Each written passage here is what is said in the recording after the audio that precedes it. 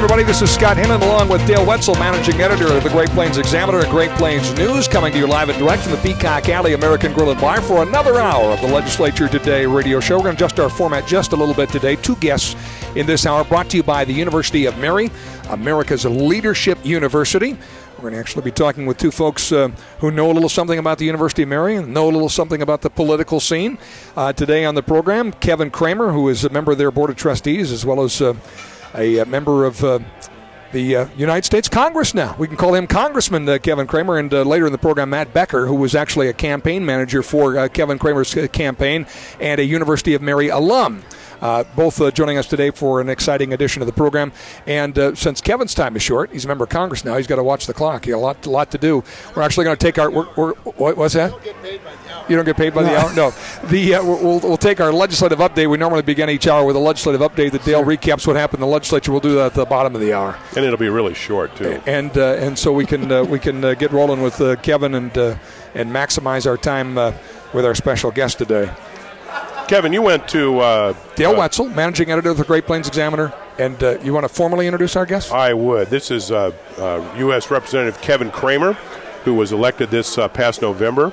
Kevin Cramer is a former state tourism director. He's a former state economic development director.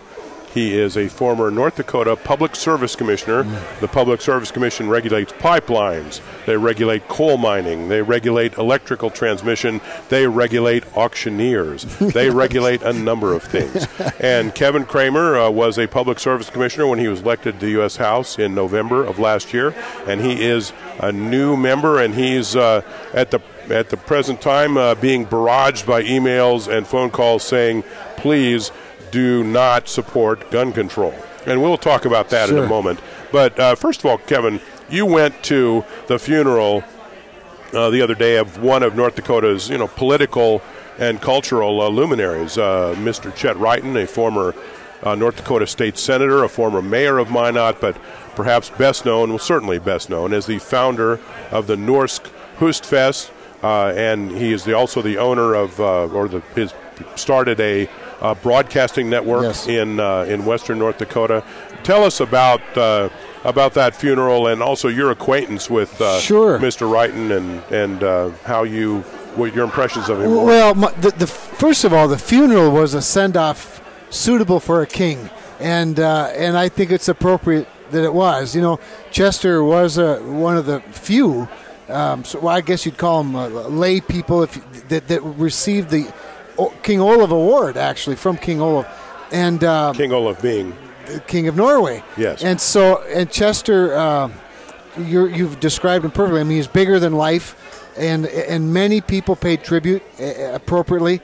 I would have to say, though, that the tributes, there were one right after another in the form of a eulogy, starting with Governor Dalrymple, who did a wonderful job on behalf of the people of North Dakota, describing this giant of a man.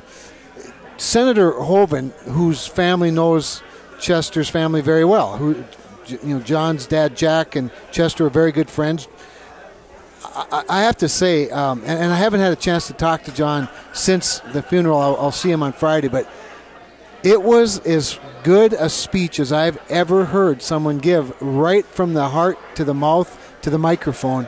And it was a beautiful tribute to Chester and to Joy, Chester's wife, and then to all of the children.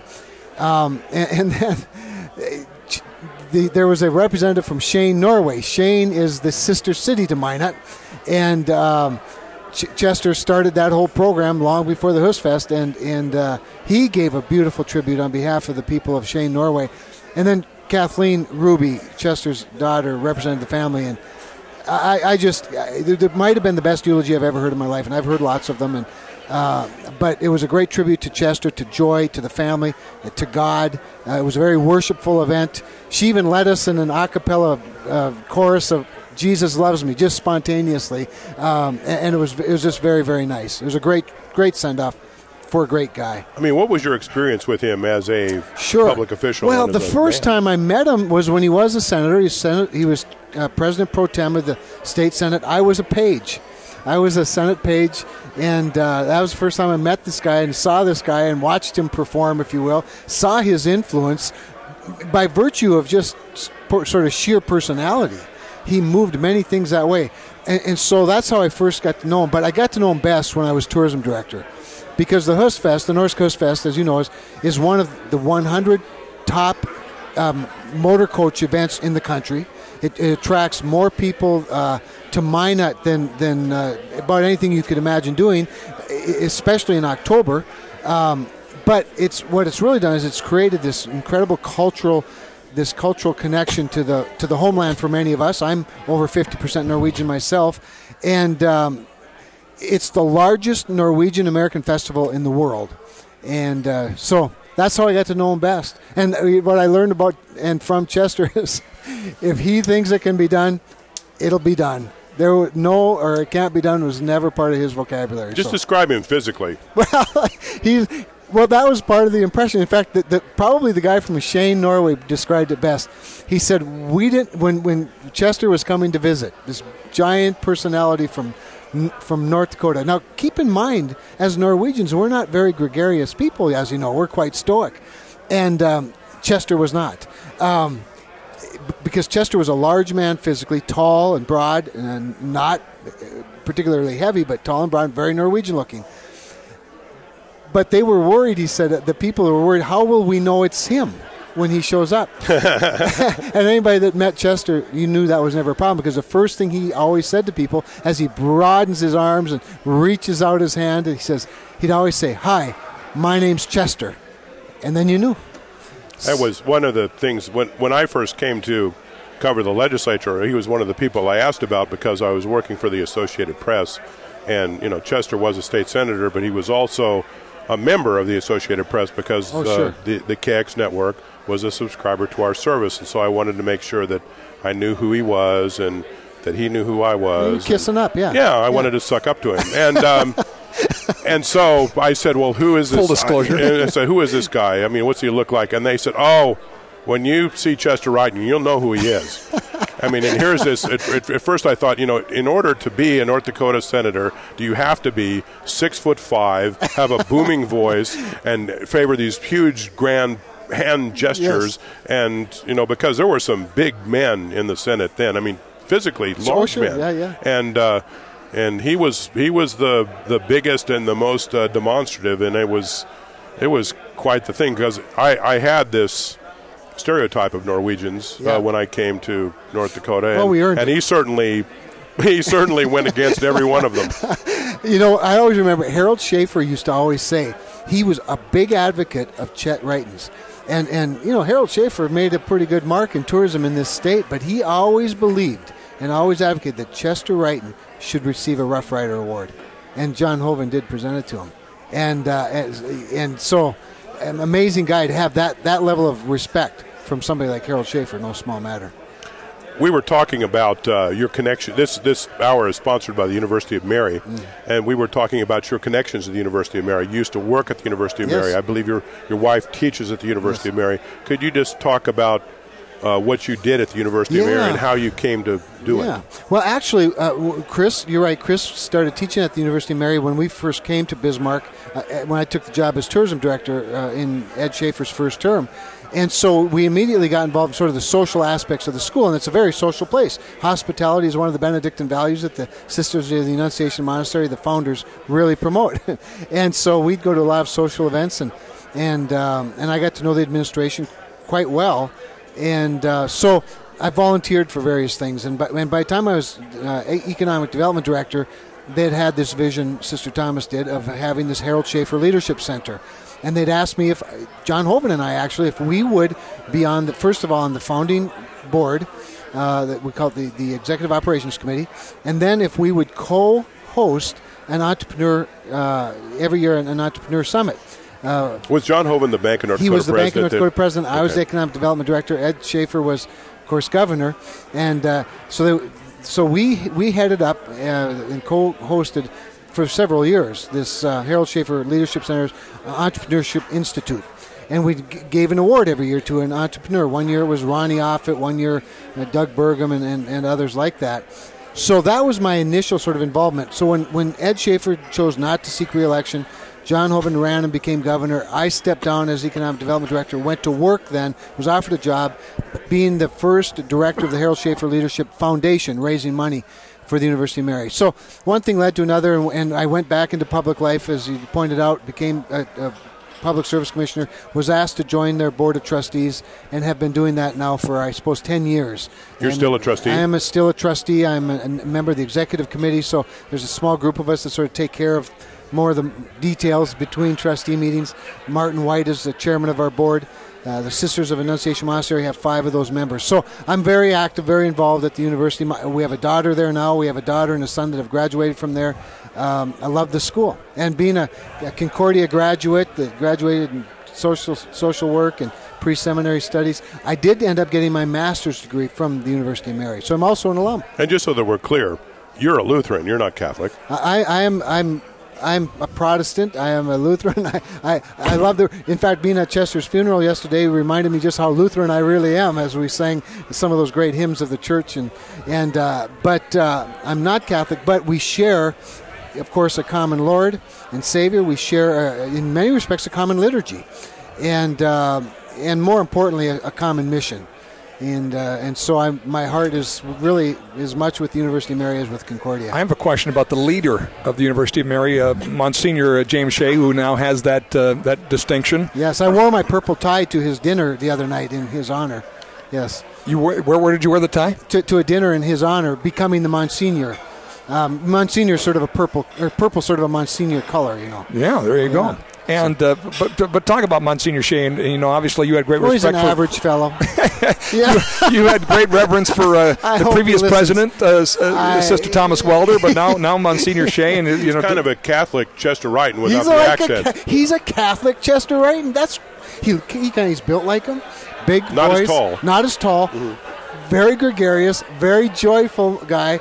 He's a very smart man, very eloquent, and he's so darn young. In fact, the one thing I have to talk to him about, he always refers to his many years as doing this or many years doing that. But you haven't even been alive many years. He's the youngest college president in America. He's wonderful. He's a great leader. He's brought tremendous energy to the school and charisma. He's very connected to the students and faculty and listens attentively and makes good decisions. Sister Thomas brought that university to great heights. He's taking it to new levels altogether. He thinks out loud. One day he'll be thinking, let's have a campus in Rome, and the next day we're looking for real estate. One day he's thinking we should have a connection with the largest research university in America, and the next day they're announcing a joint program with Arizona State University. He's just a big thinker and makes things happen. How do you see University of Mary inspiring more public servants like yourself? Obviously, they've spent a lot of time, preaching, and preaching is probably the wrong word, but teaching servant leadership.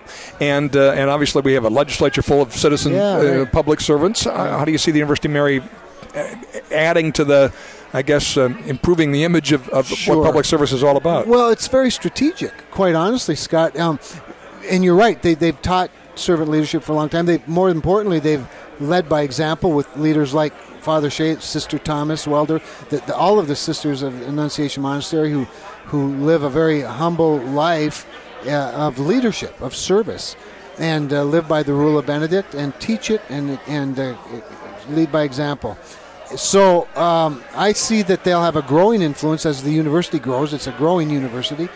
And as they put out more and more graduates that buy into this notion that it's not about me. That's one of their slogans and their ads, as you maybe know. It's not about me. We try to teach our graduates, our students, that there are plenty of places you can go and be educated or learn a skill if it's going to be about you. But we believe that it's not about you or us. It's about the community. It's about the greater good of mankind and of our state. Sister Thomas was very strategic when she went to Harold Schaefer and said, we want to have a Harold Schaefer Leadership Center. We want to name it after you. And Harold would always say, there are more modern people you can name it after. There's better people than me. And she said, no, you don't understand, Harold. We want to name it after somebody for whom leadership is about service, for whom entrepreneurship is about citizenship, somebody like you.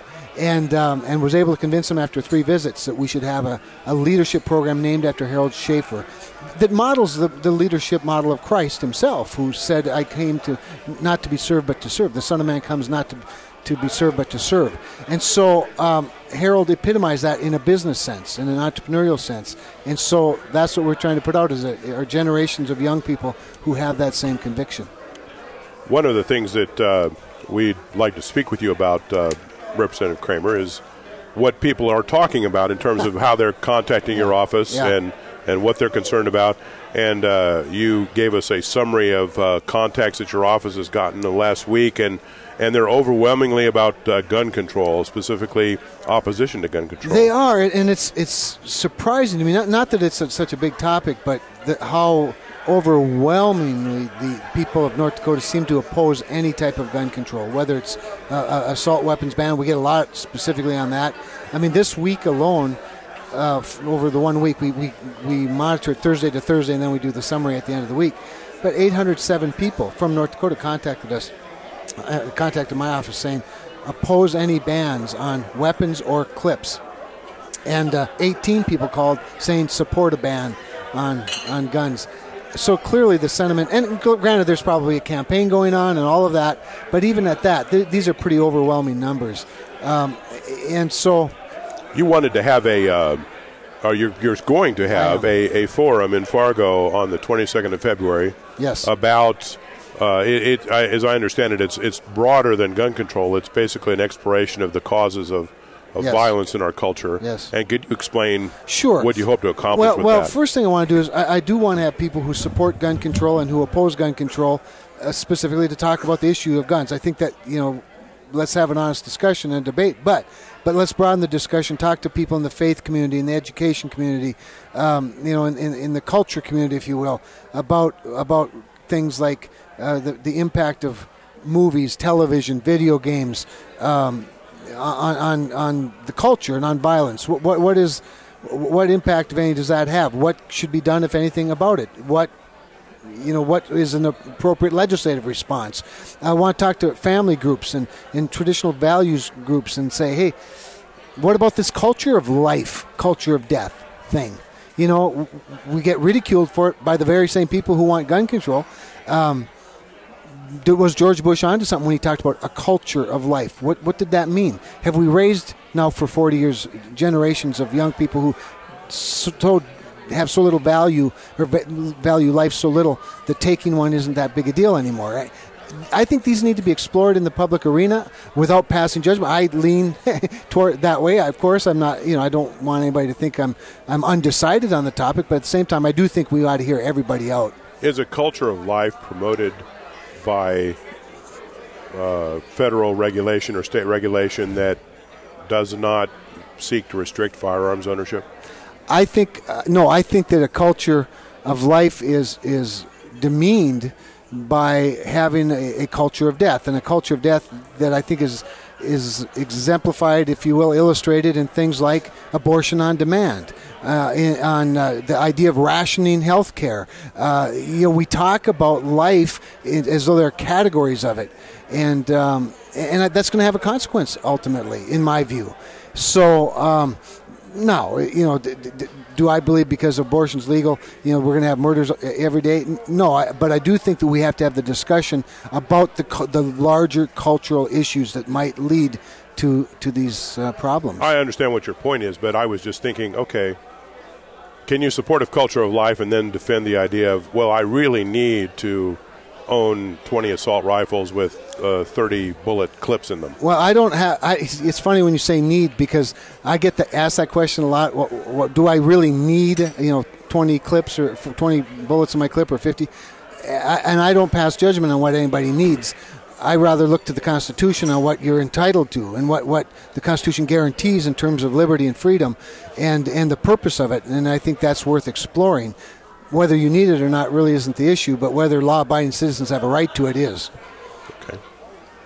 I'm kind of curious about your first time at the microphone in that historic House well. Well, you know what I United talked States about. House of Representatives.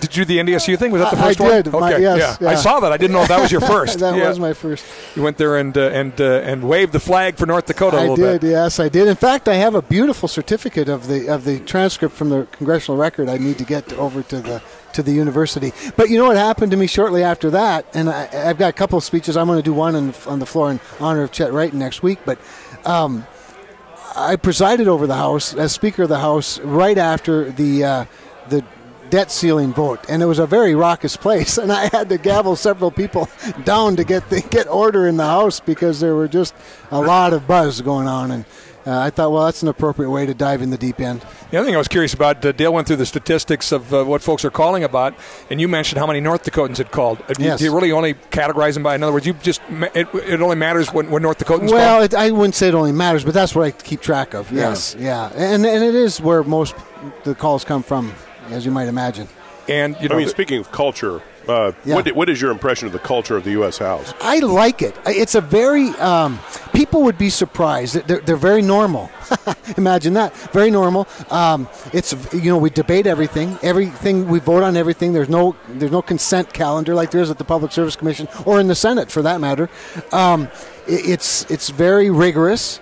But by and large, just a lot of really nice people. But I will tell you, though, that one of my very early meetings, there was a lot of griping. This was within the Republican conference, and some people were complaining that they don't get to talk to leadership enough. And I was standing right next to Paul Ryan, and I said, Paul, I've never found it difficult to speak to any member of leadership. I call them on the phone, they answer. I go see the speaker, and he talks to me, and I'm talking to you. He said, Kevin, it's the advantage of being from the Midwest. And I thought, wow, that's profound. And I've had freshman members sitting right next to me on the floor saying, I need to go. I have to have a meeting with John Boehner. I said, well, he's right here. Just go talk to him. Kevin McCarthy, he's right here. You don't wait. Go have a conversation. Fascinating. It's fun. That was fun. Thanks, Kevin. Thanks for coming by. Oh, it's my pleasure. Thanks, and congratulations on this. This is hugely successful. Open invite anytime you're in home. You can where I belong. Stop by and see us. Yeah, I'll do it. Thanks a bunch. Thanks, guys. Kevin Cramer, Congressman Kevin Cramer, and by the way, member of the Board of Trustees of our sponsor for the hour, the University of Mary. We're going to talk with another University of Mary grad, someone that helped Kevin in his campaign, his campaign manager, Matt Becker, someone who's also interacted with legislators in the capacity of someone at the Republican Party previous to his time in the Cramer campaign. Matt Becker will join us. We'll also get that update on the day's news in the legislature as well with Dale Wetzel, managing editor of the Great Plains Examiner and Great Plains News. As we continue live from the Peacock Alley, this is the Legislature Today radio show. Don't go away. And we continue. We are at the Peacock Alley American Grill and Bar. It's Wine Down Wednesday, half-price bottles of wine. The special, by the way, if you can't make it tonight, tomorrow night's political wing night, right wings versus left wings. And say that again? Breaded wings versus naked wings. Right, yeah. That's one's breaded, one's naked. Which one is the conservative one? That's what I want to know. The breaded, the clothed one. Okay. Well, that's the first time I've heard that explanation. That's actually somewhat makes sense. It does, yeah. 10 fresh chicken wings, $5. Great deal, too. So anyway, that's tomorrow night's special if you can't make it tonight. This hour is brought to you by the University of Mary. We're going to talk with another University of Mary grad who also has some experience with the legislature and with politics, coming off a successful campaign for our last guest, the Congressman from North Dakota now, Kevin Cramer. Matt Becker will join us in just a moment as well. We thank the University of Mary. They are our sponsor. We also want to thank one of our other sponsors, and that includes the North Dakota Rural Electric Cooperative Association, who in partnership with Great River Energy and Minnesota Power are our sponsor as well, and we thank them and all of our sponsors for bringing this new innovative programming to the radio airwaves of K-Fire, AM 1100 and AM 1090. K-Fire, our flagship here in the capital city of Bismarck, Mandan. Before we introduce our guest for the remainder of the University of Mary Hour of the Legislature today, Dale has got a recap on what happened in today's legislature. What was the big news in the hallways today? Well, one of the things was a tuition freeze, a proposed tuition freeze for North Dakota's public colleges for the next 2 years. In the past, the legislature has kind of had a soft cap on tuition, increase only 4% or 2% per year. That sometimes the cap has been followed and sometimes it hasn't been. What this legislation would do was say to the 11 colleges in North Dakota's university system, you will keep your tuition rates the same for the next 2 academic years. This bill was introduced by one of the representatives for the University of North Dakota in District 42. Her name is Kylie Overson. She's a Democrat from Grand Forks and a former student body president at the University of North Dakota. And she testified in its favor at the hearing this morning, and the chancellor of the university system testified against it.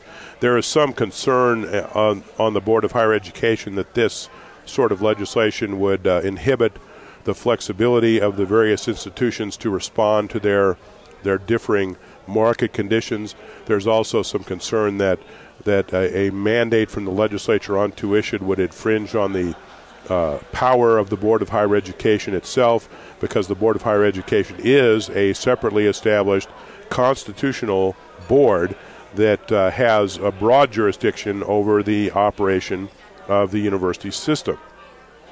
And the biggest obstacle here, and maybe it's not as big an obstacle as I might think, is that when tuition freezes are proposed for the university system, generally what is desired by the university system in return for supporting such a freeze is they want to be compensated for the amount of money that they would collect by raising tuition by a specific amount for the next 2 years. They want to be made whole, so to speak. They want to be bought off. Whatever this is going to cost us, put that back in our budget. Exactly, and that's what they want.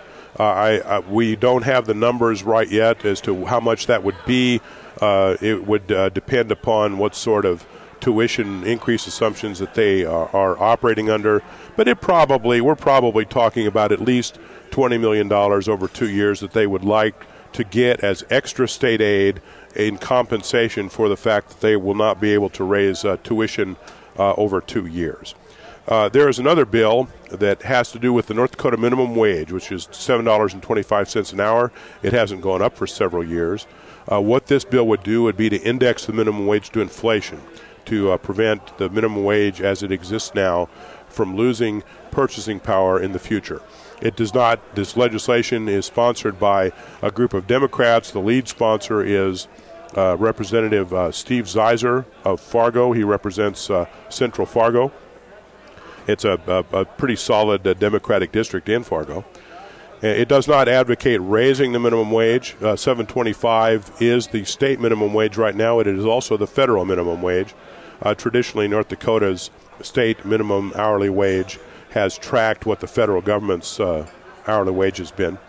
It does not, as I say, it does not increase the state minimum wage over the federal, but it does say going forward that the wage will be indexed to inflation and increased every year if the inflation rate merits that. It smells of one of those bills that's more about the political posturing of we're for an increase every year in the minimum wage and the other side isn't. Is that what's going on, or do you think there is this thing has a real shot of passing? Well, there's an element to that of every piece of legislation, whether it's introduced by a Republican or a Democrat.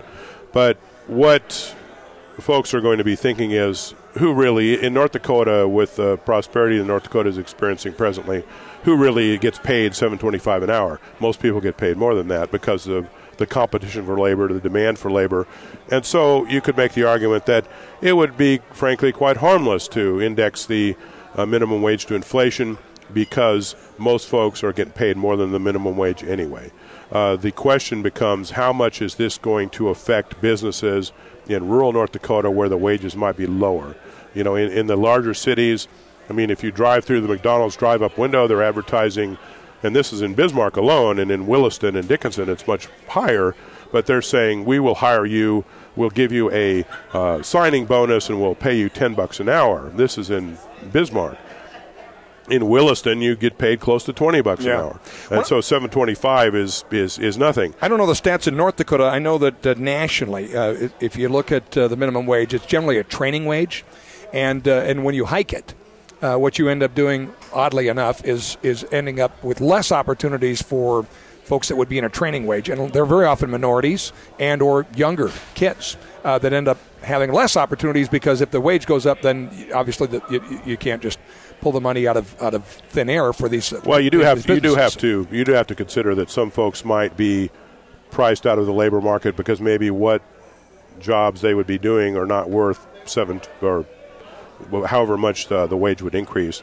I don't think that a minimum wage of $7.25 that's simply indexed to inflation is going to have, frankly, much of an effect, such as you described, in terms of pricing people out of a job. If it was jacked up quite a bit to $10 or $12 an hour, then we might have that conversation. But I don't think that would apply here. There's another one bill I wanted to mention. It allows you to carry a taser without a concealed weapons permit. Right now, a taser is considered, if you wanted to carry a taser concealed, you need to have a concealed weapons permit because it's considered a dangerous weapon. And I guess a taser is a dangerous weapon if you've ever been shot with one, as I have. It's not a pleasant experience. But on the other hand, it doesn't kill you. At least it's designed to knock you down rather than to incapacitate you. And this bill would say, okay, if you want to carry a taser concealed, you can do that without a permit.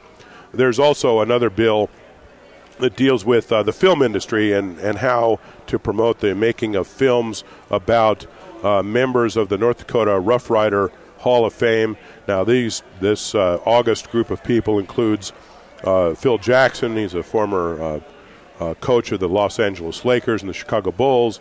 It includes Bill Marcel, who is the owner of the Forum Communications Company, which is the most significant media company in North Dakota. They own the Forum, 3 other daily newspapers. They own radio stations, television stations. They also own properties in other states. Bill Marcel is a member of the North Dakota Rough Rider Hall of Fame. And, of course, Sister Thomas Welder is one of our Rough Rider We should have a contest honorees. some night to see how many Rough Rider recipients we could name, right? Lawrence Welk, Peggy Lee, Bobby V. You named all the musicians. I did, just because, those were people that you'd probably want to make a movie about, right? Yeah, I was Bobby, yeah, that could be. Bobby V is certainly, I'm trying to think of all the folks that would be subject of a film. Phil Jackson, I think, would be an interesting choice. Eric Severide, a esteemed journalist. Eric Severide would be. I'm trying to remember the name of the. I can't pronounce his name. I can spell it. It's Casper Oyming or something. He's a Norwegian skier. And of course, there's Elizabeth Bodine, who was the Mother of the Year, had 18 children. She's Mother of the century. Yes, one of the reasons I remember her is one of her sons was a member of the legislature, and he had the honor of coming to the Capitol every morning and walking past a picture of his mother, who was a North Dakota Rough Rider Award recipient. Fascinating. Well, I'm looking forward to hearing more about that legislation down the road. We'll introduce our next guest here, who, by the way, in the University of Mary Hour is a University of Minnesota grad. He also, I understand, is the youngest national campaign manager. In other words, the youngest to manage a national campaign, the congressional campaign. In this case, it was the successful congressional campaign of Kevin Cramer, and he did that even before he graduated from college, Dale. And previously to that was in play with the North Dakota Republican Party and is a alum of the University of Mary. Matt Becker, our guest, and questioning him tonight, Dale Wetzel of the Great Plains Examiner and Great Plains News. Hello, Matt. How are you tonight, Matt? Letting me come on the show here from afar out in Washington, D.C. I've enjoyed listening to the past hour, and have to say I've started to miss home a bit. But then I heard the weather forecast, and I started to have second thoughts. So what is the temperature in Washington, D.C. presently? Well, right now we're at about 60. We do have some rain to deal with, but today we peaked out about 70. There's this cold front, of course, coming through the country that pushed all this nasty cold into your neck of the woods, is now coming out here to deliver a slightly more mild batch of it.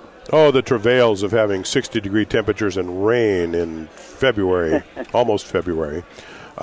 Matt, could you talk to us? Why did you go to the University of Mary? Really, when I graduated from high school, I had a few things in mind for the institution I wanted to get my undergrad at. And one of the top items on my list was really the size of the institution. I wanted to attend a school that was small and where I could be a big part of the campus and know people on a really deep and meaningful level. And so the University of Mary being close to home was a natural choice. And making a few visits to campus, I quickly just developed a connection with the people there, with Sister Thomas, of course, who was the president at the time. The people who were associated with the school, and it continues with Father Shea, tend to be just very inspirational, and that's really what drew me there. And now looking back, it's definitely one of the best decisions I've ever made. Where did you graduate from high school, Matt? Where are you from originally? I grew up in Bismarck, and I did graduate high school in Bismarck at Century, and that was in 2008. Okay. And how did you become involved with Kevin Cramer? How did you hook up with him in terms of working for him? Well, really, that actually goes right to the University of Mary. I started, or reactivated, I should say, the College Republicans organization at the school during my freshman year there. Now, I actually came to the school as a pre-med student, so it just goes to show how much things can change in a short amount of time, and now here I am in politics.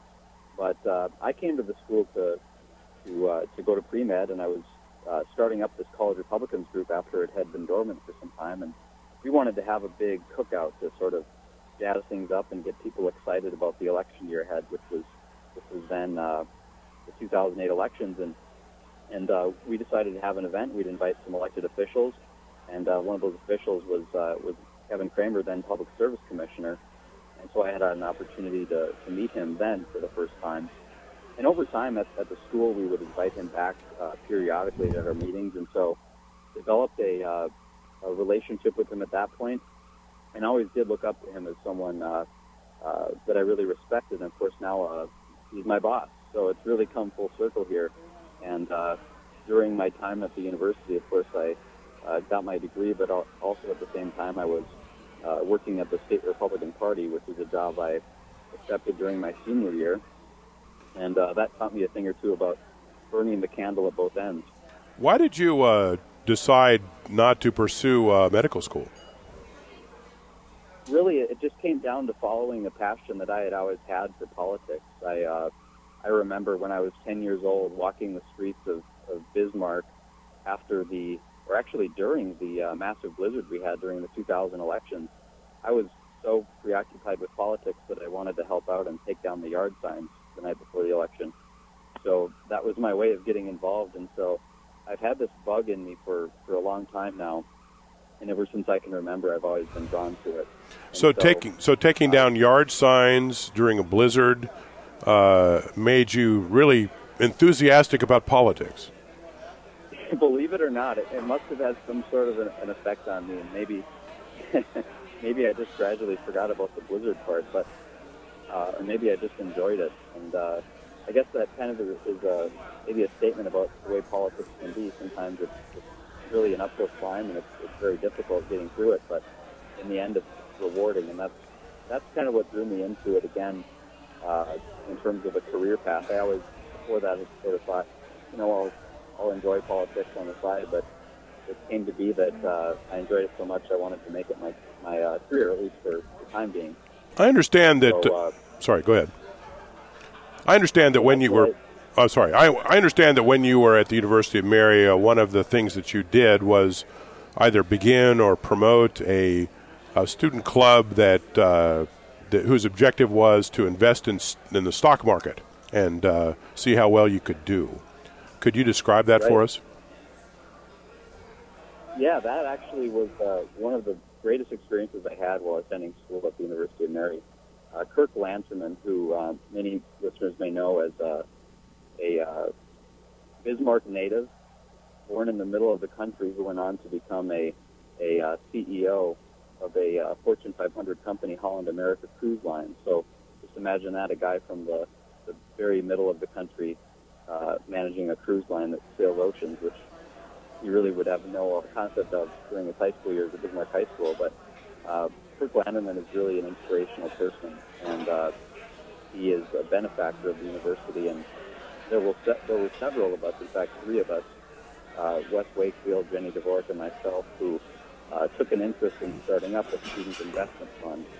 Now, these are typically only originating in very large campuses where there's a lot of money and a lot of students who have finance degrees or pursuing finance degrees and things like that. So this was something that was really a long shot for the university, but Kurt Lanterman heard about what we wanted to do, and within about a matter of weeks or hours, we had a startup check to begin this fund and to begin investing a portion of the university's endowment wisely into the stock market.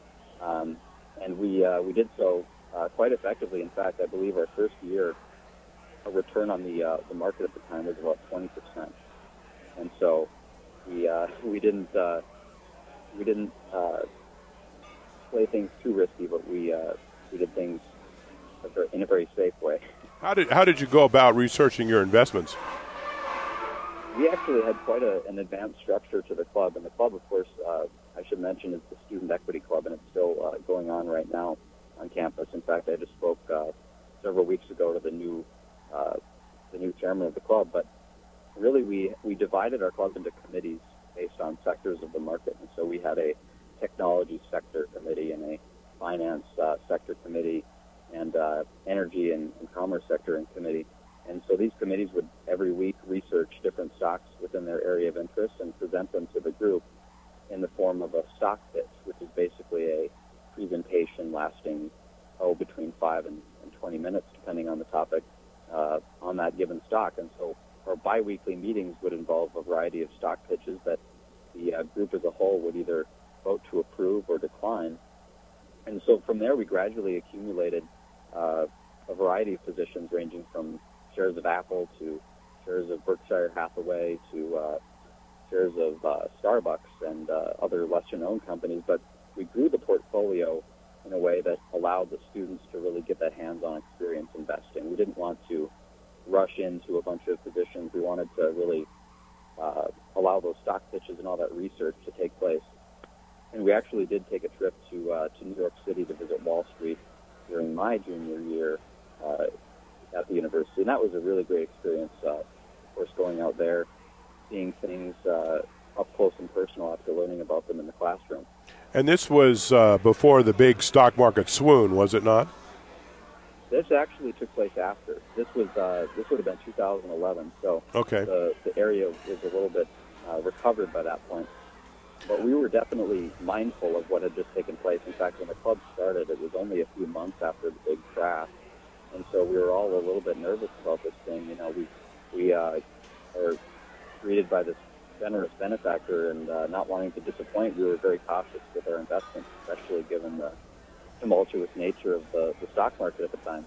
Yeah, I guess one of the things that made me curious about this element of your background is that I thought, boy, as someone who's starting up an equity fund after the big crash, it's that's gutsy. That's a pretty, well, I don't know if it's gutsy or foolish. I guess if you probably had the same sort of questions of yourself. It really was an experience I'll never forget, that's for sure. I mean, we were a small club. We never really grew very big. That was sort of the intent, though, because there aren't a lot of finance majors at the university, but that made it all the more rewarding for those of us who took an interest in it.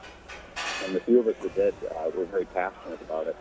Yeah. It took a lot of hard work to get things moving, but we're really proud of what we were able to create there, and that it's still lasting, I think, is a testament to the good stewardship of the university. So tell us about your job with Representative Cramer. What is it that you do?